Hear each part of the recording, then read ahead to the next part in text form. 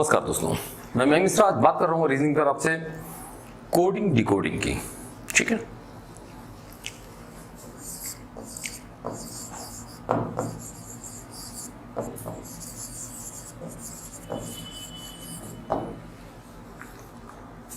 Coding decoding का मतलब क्या हो रहा है और क्या आवश्यकता पड़ती है कोडिंग डिकोडिंग की, पहले तो हम ये समझ लें। किसी भी चीज को, किसी भी बात को संकेतों में कहना या किसी संकेत का सही अर्थ निकालना। ठीक है ना, जब हम किसी बात को सेकंड संकेत में कह रहे होते हैं तो होता है कोड, यानी हमने कोई बात अपनी कोड्स में कही। और जब किसी कोड को हम उसके वास्तविक अर्थ में परिवर्तित करते हैं तो उसे कहते हैं डिकोड। सामान्यतः अगर देखा जाए तो कोडिंग डिकोडिंग का कोई खास मतलब नहीं होता है। हमारी पूरी लाइफ में किसी चैप्टर के आधार पर हमें इसे नहीं फॉलो करना होता है। कई बार क्या होता है कि हम कुछ बात कहना चाहते हैं, हो सकता है हम संगठन के बीच में खड़े हों, कई लोग हमारे साथ खड़े हों और हमारे साथ का व्यक्ति, उससे हम कोई बात कहना चाहते हों, या हम किसी ऐसे ग्रुप में जा रहे हैं जहां अपनी बात हम संबोधित ना कर सके सामने वाले को, क्योंकि एक हुजूम होगा, एक मॉब होगा। और उस मॉब में क्या होगा कि जो हम कहना चाहते होंगे, हो सकता है उस मॉब के अपोजिट ही हम कोई बात करना चाहते हैं, उनकी व्यूज हैं, उनके अलावा हम कोई बात करना चाह रहे होंगे। तो जो हमारा अपना खास सहयोगी, उसको हम कैसे इंडिकेट करेंगे। कई बार क्या होता है कि हम लोग घर से निकलते ही कुछ बता देते हैं। ठीक है, बताने का मतलब क्या है कि कुछ कोड उसको बताते हैं और हमारे कोड को समझ लेता है। जैसे कि अब हम कहीं पर भीड़ में खड़े हुए हैं और हम जाना चाहते हैं अचानक अपने मित्र के साथ, और हमने मित्र से कहा यार डॉक्टर को आज टाइम दिया था और हमें चलना है। अब पता चला अगर मित्र को हम घर से समझा के ले गए कि हमें जैसे ही कहना है कि डॉक्टर का टाइम हो गया, हमें चलना है, उसे तुरंत उठ के चल देना, क्योंकि हमें डॉक्टर क्या नहीं जाना है, हो सकता है हमें मूवी देखने जाना हो। लेकिन और हमारे मित्र जिनको हम ना ले जाना चाहते हो, अब पता चला बेवजह एक बड़ा बोझ पड़ जाएगा हमारी पॉकेट में। तो अब क्या है कि हमें पिक्चर देखने भी जाना है, सिनेमा भी जाना है, और उनको बताना भी नहीं है, सिर्फ एक व्यक्ति को बताना है जिसको मैं साथ लेके आया हूँ। तो जैसे ही मैं उसको बोलूंगा कि यार डॉक्टर क्या चलना है, तो अब यहाँ पर क्या होगा कि जो हमारा खास मित्र जिसको मैं सिनेमा दिखाने जाना चाहता हूँ, वो व्यक्ति तो समझ जाएगा कि यहाँ पर यार डॉक्टर का मतलब ये है कि अब सिनेमा का टाइम हो गया, निकलो यहाँ से। अन्य लोग इसलिए रोकेंगे नहीं, उनको लगेगा इमरजेंसी है, डॉक्टर क्या जाना है तो जाने दो इनको। तो इस तरह क्या होगा, हमारा काम भी हो जाएगा और किसी को पता भी नहीं चलेगा। ऐसा होता है कुछ कोड डिकोड का मतलब। कई बार क्या होता है, अब एक बैंक है, बैंक में कई सारे लोग काम कर रहे हैं और एक बच्चा है जो कि बैंक में नौकरी करने गया है कंपटीशन को देने के बाद। अगर वो कहे कि बैंक में तो हमें बाद में जो काम करना, उसका जो जनरल हम कंपटीशन में सब्जेक्ट्स को हम क्वालिफाई करके आए हैं, उसका तो कोई मतलब होता नहीं। कोडिंग डिकोडिंग कोई नहीं पूछता है। कभी भी ऐसा नहीं होता कोई व्यक्ति अकाउंट खोलने और पूछे बताइए कि हमारे पिताजी के दादा के भाई रिश्ते में हमारे क्या होंगे, ऐसे कोई क्वेश्चन नहीं करता है। तो जाहिर सी बात है कि यहाँ पर कैसे कोडिंग डिकोडिंग हम प्रयोग कर रहे होंगे। सपोज दैट कोई व्यक्ति है जो नकली नोट लेके आ गया है। अब मालूम पड़ा वो जो क्लर्क है जो सेलेक्ट हुआ है दुबला पतला है एकदम से, और जो व्यक्ति नकली नोट लेके आया है काफी मुस्टंडा है, मोटा ताजा है। अब ऐसी कंडीशन में क्या करना है, उसे मालूम पड़ चुका है कि यार ये व्यक्ति जो आया जबरदस्ती लेके आया नकली नोट, और अगर वो शोर मचाता तो व्यक्ति भाग जाएगा। ठीक है ना, और उसको पकड़वाना भी है। ठीक है ना, तो अब उसके कुछ कोड होंगे आपस में बैंक के। मालूम पड़ा सुरक्षा गार्ड को बोलेगा यार बच्चे की तबीयत ठीक नहीं है। अब जो वो मोटा व्यक्ति है जो नकली नोट लेके आया है, उसे तो मालूम नहीं कि बच्चा क्या है, कौन है, तबीयत सही है नहीं सही है। और उसके बाद क्या है कि वो गेट बंद कर लेगा और इस व्यक्ति को पकड़ लेगा। तो अब बच्चे की तबीयत ठीक नहीं, मतलब क्या है कि जो नोट वो लिए हुए हैं वो असली नहीं है। समझ में आ गया? तो ये बात होती है कोडिंग डिकोडिंग की। जब हम कोडिंग डिकोडिंग की शुरुआत करते हैं तो हम अल्फाबेटिकली तरीके से देखते हैं। ABCD जो भी बातचीत होंगी, जो हमारे प्रश्न आते हैं, अभी तो हमने सिर्फ एक बात की है कि कोडिंग डिकोडिंग का महत्व क्या है। ठीक है, अब हम बात करना चाहते हैं सिलेबस के आधार पर किसी भी एग्जाम में आने वाले प्रश्न किस प्रकार से होते हैं, किस प्रकार से हमने कोड या डिकोड करना होता है। ठीक है ना, जैसे कि हमें जब स्टार्ट करना है तो जाहिर सी बात है एक बेसिक कॉन्सेप्ट है, वो क्या है, A से Z तक की न्यूमेरिक वैल्यू। ठीक है, पहले स्टेप पे हम क्या करेंगे, ABCDEFGHIJKLMNOPQRSTUVWXYZ। इनकी हमें न्यूमेरिक वैल्यू मालूम होनी चाहिए, बहुत जरूरी है ये, क्योंकि अगर हमें ये नहीं मालूम होगा तो स्थिति क्या होगी कि हम जो काम करना चाह रहे हैं, जो क्वेश्चन हम सॉल्व करना चाह रहे हैं, अगर वैल्यू नहीं मालूम है तो क्या हम की अल्फाबेट को हम चेंज करेंगे। जैसे कि भाई वे उन्होंने जो क्वेश्चन दिया हुआ है ए बी सी बराबर डी ई एफ, तो या फिर हम डी एफ को हटा देते हैं, हम करते हैं इसको MNO। तो ये जो ABC बराबर MNO है, तो अब उसने आपसे पूछ लिया कि ये बताइए फिर RLP का कोड क्या होगा। चूंकि यहां पर ABC की बात कर रहा है, यहां MNO उसके बराबर बता रहा है। सिस्टम सिंपल सा है, हम कंपेयर करते हैं इसको इससे, इस वाले को इससे और इसको इससे, और जो वैल्यू न्यूमेरिक है उसमें हम वेरिएशन निकाल रहे होते हैं। ए की वैल्यू न्यूमेरिक कितनी है, 1 है, 1 2 एंड 3। सो क्या हो गया 1 2 3 इक्वल टू एम कितनी वैल्यू हो रही है 13 एंड 14 और ओ 15। ठीक है, अब यहां पर जो वेरिएशन हमें मिल रहा है तो हम देखते हैं 1 + 12 13 हो गया, 2 + 12 3 + 12, अर्थात ये क्लियर हो गया है कि जो वेरिएशन दिया गया है, जो अंतर दिया गया है वो 12 का है और उसी हिसाब से सेट कर दिया गया। तो अब R की वैल्यू क्या हो रही है, R की वैल्यू हो रही है हमारी 18। अब इस 18 के साथ अगर हम 12 जोड़ दें तो नंबर क्या आएगा, थोड़ा सा यहाँ कंफ्यूजन भी क्रिएट होगा। हम RLP को हटा दे रहे हैं क्योंकि उसको समझाने के लिए थोड़ा सा दूसरा हम कॉन्सेप्ट लेके चलेंगे। अभी हम छोटे ही ले लेते हैं वहां पर, जैसे कि G E और D। इसका मतलब क्या होगा, G की वैल्यू हो रही है 7, 12 7 19, 19 होता है S का कोड, E 5 है, 12 क्योंकि 12 का जोड़ आगे ये निकल रहा है अंक जो भी लेटर हो रहा है, तो E जो है वो 5 है, इस साथ 12 हम जोड़ेंगे कितना आ गया 19 आ गया, और G 7, और यहां पर जब हम बात कर रहे होंगे ये हमारा 5 है, 12 12 5 हमारा हो गया 17। 17 वैल्यू किसकी होगी, Q की, और D की वैल्यू क्या है 5, और D में जब हम D वैल्यू है 4 में जब हम 12 जोड़ेंगे तो 16 आएगा, अर्थात P आएगा। ये हमारा आंसर निकल के आ रहा होगा। कई बार क्या करते हैं, इसी प्रश्न को वो उल्टा कर देते हैं। किस प्रकार से, उन्होंने कर दिया ABC बराबर ONM। ठीक है, अब कंडीशन क्या है, A और O को अगर हम लेते हैं, A की वैल्यू 1 है, O की वैल्यू 15, B की 2 है, N की 14, C की 3 है और इसकी 13। तो अगर हम देखें तो पहला गैप कितना मिल रहा है हमें 13 का, दूसरा गैप यहां पर हम देख रहे हैं n की वैल्यू कितनी थी हमारी 14 थी, 14 2 12 का गैप मिल रहा है। और इस तरह अगर हम देखें तो यहां पर कंडीशन क्या हो रही है कि फिर हमें जो गैप है वो कम दिखाई दे रहा है, तो वो ये चीज भी कर सकता है ONM। तो या तो आप ये कॉन्सेप्ट ले सकते हैं, या फिर इसी को हम देखें तो ये जो कॉन्सेप्ट है हमारा, ये हम रिवर्स पे भी देख सकते हैं इसको, ONM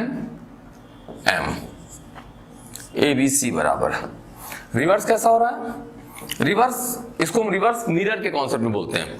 मिरर क्या है, C से O का, B से N का, A से M का, तो जो भी वेरिएशन होगा वो बराबर ही हो रहा होगा। ठीक है ना, 12 की वैल्यू आ रही होगी। अब एक कॉन्सेप्ट ये है, कई बार क्या करते हैं क्वेश्चन को वो कुछ इस प्रकार से कर रहे होते हैं, उन्होंने दे दिया ABC बराबर CBA। सीधे से देखने में लग रहा है कि ये मिरर कॉन्सेप्ट है। ठीक है ना, मिरर कॉन्सेप्ट की बात बहुत इजी होती है। जब कोई भी क्वेश्चन हमें मिल रहा हो, चाहे वो जितना बड़ा हो, हम सबसे पहले मिरर कॉन्सेप्ट ही चेक कर रहे होते हैं। लेकिन अब हमारे पहले बेस में ही, जिसकी बहुत ज्यादा आवश्यकता है, कुछ चैप्टर शुरू करने के पहले जो बेस होंगे कॉन्सेप्ट्स, वो हमें देखने होंगे, समझने होंगे। जैसे A की वैल्यू 1 2 3 4 5 6 7 8 9 10, 11, 12, 13, फिर 14, 15, 16, 17, 18, 19, 20, 21, 22, 23, 24, 25 और 26। अर्थात ये तो क्लियर हो गया कि ए से जेड तक की न्यूमेरिक वैल्यू हमें मालूम होनी चाहिए। याद करने का तरीका कोई टिपिकल नहीं होगा, बहुत इजी तरीका होगा। जैसे हमें मालूम है ए बी सी डी यानी 1 2 3 4, सोचने की आवश्यकता भी इसमें नहीं हो रही है। इसके बाद हम एक कॉन्सेप्ट लेते हैं किसका, इजोटी का। ये इजोटी क्या है,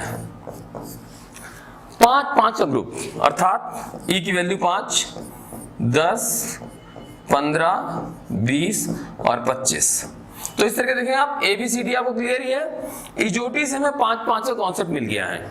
ई है तो वैल्यू 5 है, जे है तो 10 है, आप इसमें देख सकते हैं। ठीक है, जैसे वैल्यू अगर आपको चेक करनी है तो आप देख रहे होंगे इजोटी मैंने लिया हुआ है ई 5, 10, 15, 20 और 25। ये भी कॉन्सेप्ट आपको क्लियर हो गया, काफी तो आपको ऐसे ही मालूम पड़ गए हैं। अब देखिए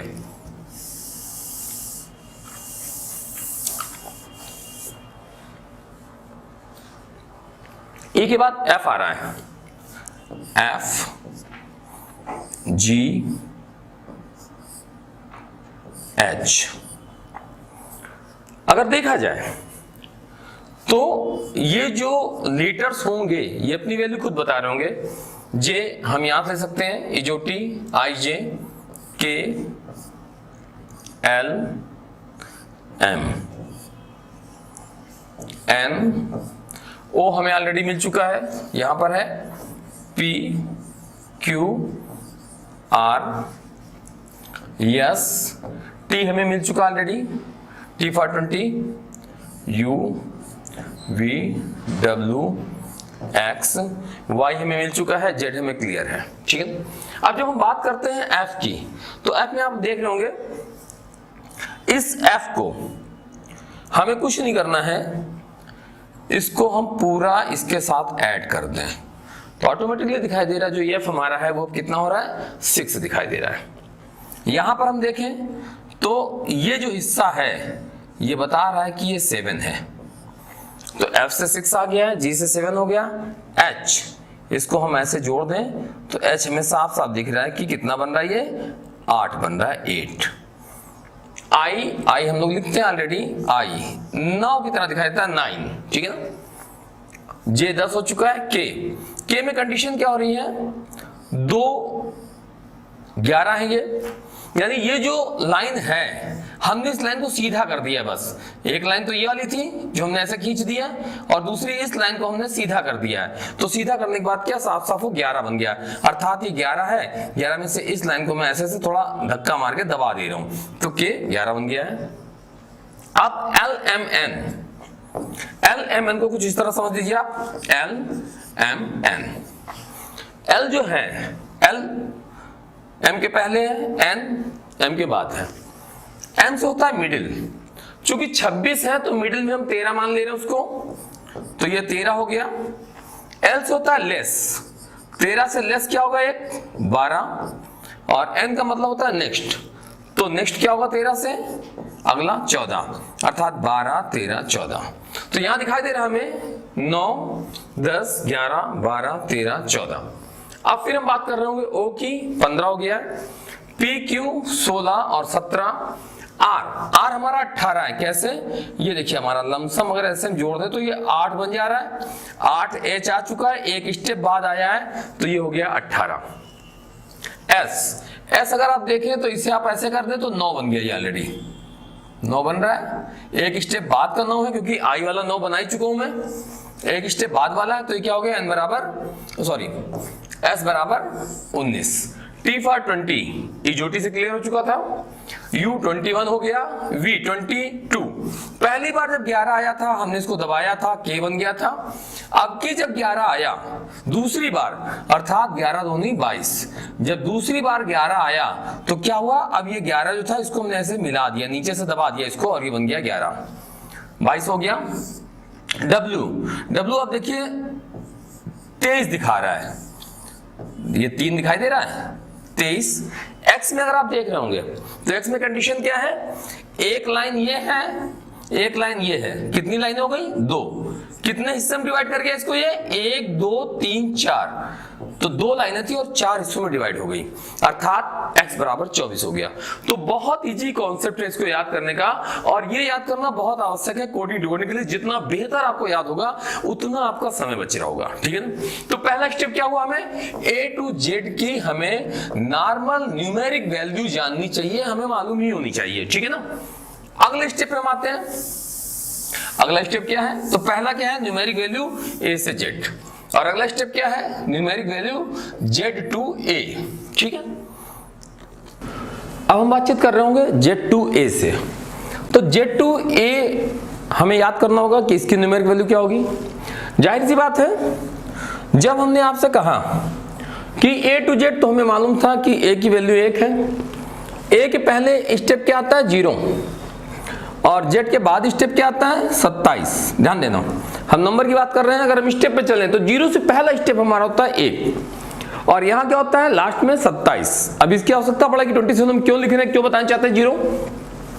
27 से जब एक स्टेप हम लेस करते हैं, यानी 27 से पहला जो स्टेप होता है वो Z होता है, तो 27 से पहला स्टेप Z है, अर्थात इसकी वैल्यू 1 होगी, इसकी 2, इसकी 3, इसकी 4, 5, 6, 7, 8, 9, 10, 11, 12, 13।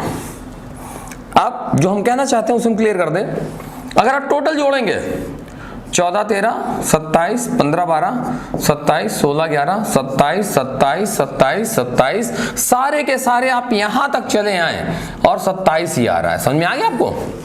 तो ये जो 27 है 27 है, ये एक तरीके से मैजिकल नंबर है हमारा। और जैसे हमने A से Z तक याद करने की व्यवस्था बताई आपको इजोटी के माध्यम से, या फिर जो आपके अल्फाबेट्स हैं वो जो अपने आप को शो कर रहे हैं उसके माध्यम से, तो वो जो भी ट्रिक रही है, अब इसमें भी हम वही ट्रिक लगाएं। मुश्किल होगा थोड़ा सा, क्योंकि फिर आप कंफ्यूज हो रहे होंगे, तो इसमें हम दूसरी ट्रिक लेके चल रहे हैं। वो क्या है, मैजिकल नंबर 27। जब आपको न्यूमेरिक वैल्यू नॉर्मल की मालूम पड़ गई, इससे Z तक की मालूम पड़ गई है, तब क्या है, रिवर्स वैल्यू किसी की भी जाननी है अगर, तो इसी मैजिक नंबर 27 में आप उसकी रियल वैल्यू घटा दें। तो जब आप रियल वैल्यू घटाएंगे तो W की रियल वैल्यू क्या है, 23 है, और 23 में जब 27 में 23 घटाएंगे तो 4 आ रहा होगा। अब आपको चाहिए R का रिवर्स क्या होगा, तो रिवर्स जब भी निकालना में तो 27 माइनस जो उसकी रियल वैल्यू है। समझ में आ गया। ध्यान देना, कितने स्टेप्स हो चुके हैं। पहला हमने कहा कि A से Z तक आपको न्यूमेरिक वैल्यू याद करनी है, जिसके लिए मैंने आपको फंडे बता रखे हैं। दूसरा, Z से A न्यूमेरिक वैल्यू याद रखनी है, जिसके हमने आपको फंडे बता दिए हैं। सिंपल सा फंडा है, हमें सिर्फ इस पर मेहनत करनी है, और जो जैसे ही याद हो जाता है वैसे रिवर्स नंबर के लिए 27 मैजिकल नंबर क्यों आया है ये मैंने आपको बता दिया है कि इसके बाद का जो स्टेप है, अर्थात यहां से जो पहला स्टेप है, अगर हम ये 0 माने तो 0 से पहला स्टेप उधर से क्या होगा, Z का हो रहा है। 0 से मान के घटाएंगे कोई उत्तर नहीं आएगा। क्यों, क्योंकि यहां जब एक स्टेप हम आगे जा रहे हैं तो हम वो वैल्यू लेंगे, ठीक है ना। और एक स्टेप जब हम आगे जा रहे हैं तो वैल्यू आ रही 27, और इस 27 से जैसे ही हम घटाएंगे तो हमें क्या मिलता है, reverse value of the letter, ठीक है। तो लेटर की रिवर्स वैल्यू मिल गई, तो हमें यहां से मिल गई न्यूमेरिक वैल्यू इसकी, और रिवर्स न्यूमेरिक वैल्यू हमें मिल गई किससे, 27 से घटा के। 27 में रियल जो पोजीशन है वो हम घटाते हैं, हमें मिल जाता है। 2 स्टेप आपको ये याद रखने हैं। तीसरा स्टेप आपको जो याद रखना है वो याद रखना है रिवर्स लेटर। कौन किसका रिवर्स लेटर है, कोई समस्या नहीं याद करने के लिए, बहुत इजी कॉन्सेप्ट है, ठीक है ना।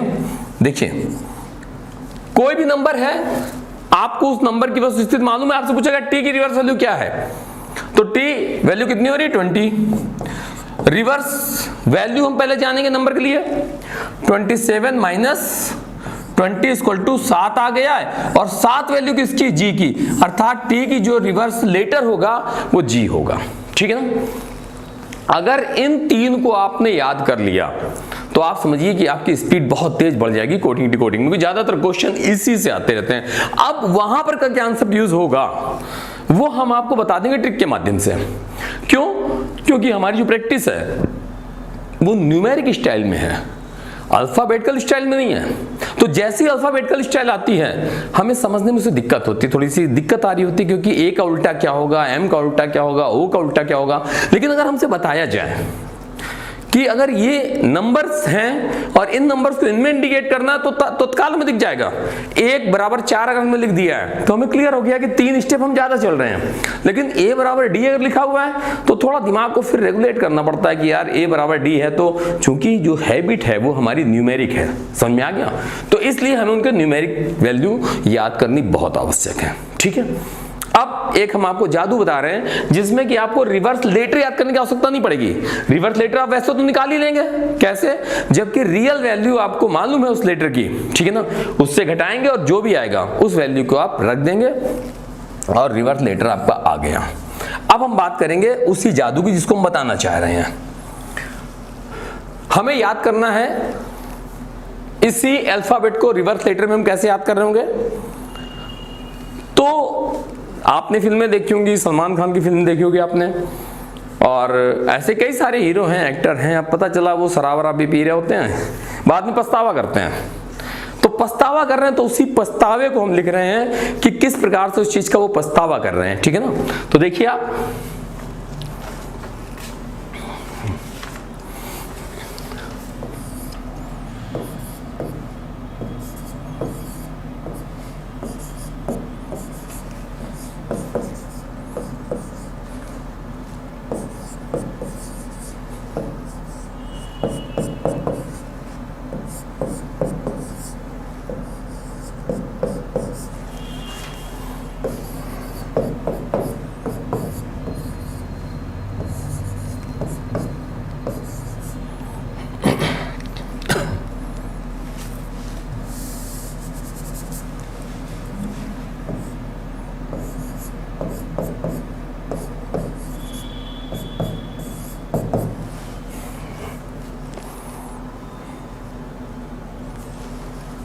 ध्यान दीजिएगा।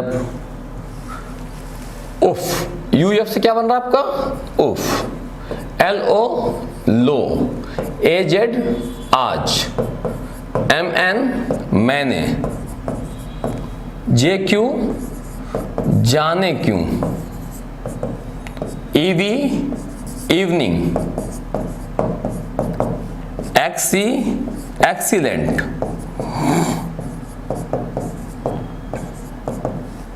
PK BY by, DW the way, GT road है एक, आपको सबको मालूम होगा, GT रोड, SH शाह और IRT शर्ट। टी हम बोल नहीं रहोगे, शर्ट हम ऐसे ध्यान रख रहोगे। अब जो वो अफसोस कर रहा है वो क्या कर रहा है, उफ लो आज मैंने जाने क्यों इवनिंग में एक्सीलेंट पी के by the way GT road पर शर्ट उतारी, ठीक है। आप देखिए इसमें सारे के सारे हमारे लेटर्स आ चुके हैं और सबके रिवर्स लेटर भी आ रहे हैं, उफ, यू और एफ।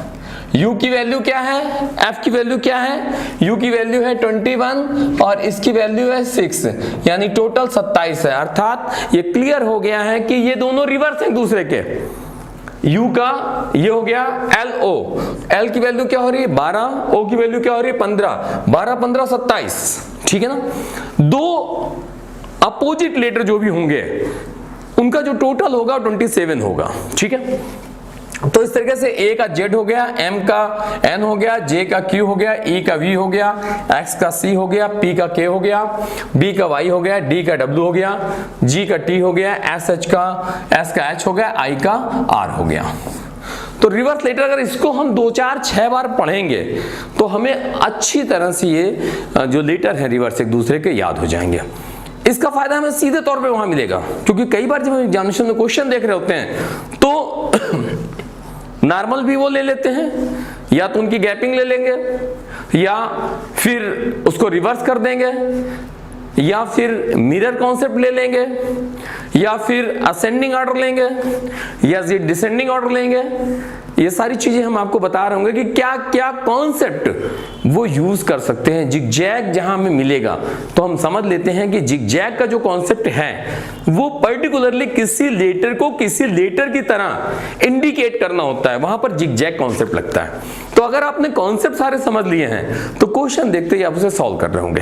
तो एक कॉन्सेप्ट ये भी हो गया है। दूसरी बात, नेक्स्ट पे हम आते हैं। एक व्यवस्था हमारी होती है ए, बी, सी, डी, ई, एफ, इस तरीके से पूरा हमने एक रोटेशन लिया और यहां पर हम रुकते हैं आकर जेड पे।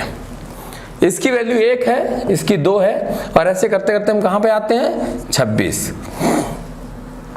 26 के बाद फिर अगर हम एक स्थिति देखें, आपको याद होगा सबसे पहले जो हमने ए बी सी बराबर एम एन ओ लिखा था, उसके बाद हमने एक दूसरा लेटर उसमें जोड़ा हुआ था। जो 2 कोड थे फिर हमने हटा दिया था, हमने इसकी हम बाद में बात करेंगे। क्यों? क्योंकि जब हम बात कर रहे होते हैं तो संभवतः शायद वो आर लिखा हुआ था, आर से स्टार्ट था, तो अब आर एस टी की हम बात करना चाहते थे। उस क्वेश्चन में 12 जोड़ रहा था, तो आर के साथ जब 12 जुड़ता तो 30 आ जाता। मुझे कुछ क्वेश्चन याद आ रहा है, ए बी सी बराबर डी ई एफ, सो या कुछ इसी प्रकार था वो, एम एन ओ। देन इसको हमने बोला आपसे कि आर एस टी बराबर क्या होगा, यही क्वेश्चन था हमारा। ए की वैल्यू 1 थी, इसकी वैल्यू 13 थी, और जो गैप था वो था 12। और मैंने बताया था इसमें क्या कॉन्सेप्ट लग रहा है, 12 प्लस किया जा रहा है पैरेलल लेवल पर।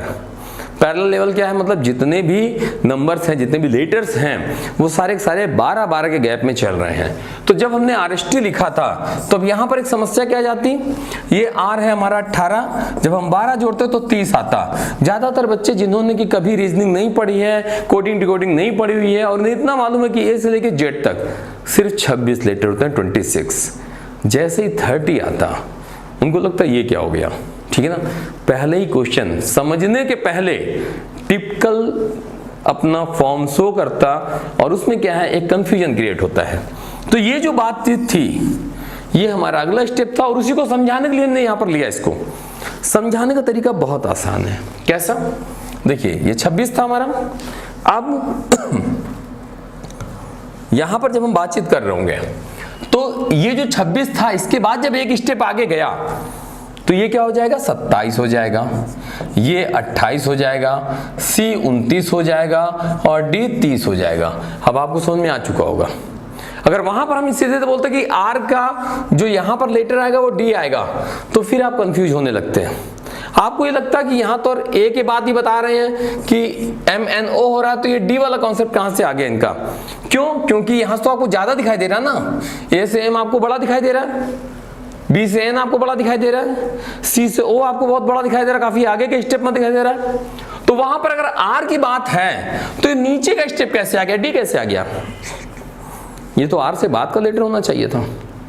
ये एक कंफ्यूजन क्रिएट होता, और उस कंफ्यूजन को हम क्रिएट नहीं करना चाहते थे, और इसी वजह से हमने क्या किया कि यहां पर इसको छोड़ दिया और यहां पे आपको कॉन्सेप्ट बता दिया।